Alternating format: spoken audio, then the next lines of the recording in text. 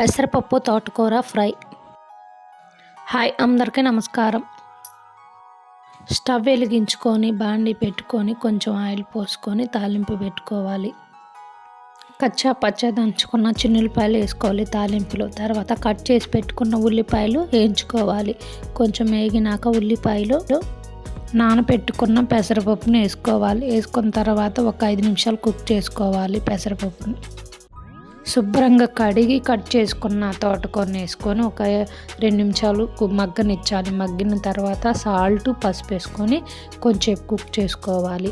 పైన ప్లేట్ పెట్టుకొని స్టవ్ సిమ్లో ఉంచుకొని కుక్ చేసుకోవాలి. అలా కుక్ అయిన తర్వాత చిన్నులపాయ కారం వేసుకొని అంతా కలిసే విధంగా కలుపుకోవాలి. తర్వాత ఇష్టమైతే పప్పుల పొడి వేసుకోవచ్చు, లేకపోతే చిన్నులపాయ కారంతో అయినా టేస్ట్ బాగుండిద్ది.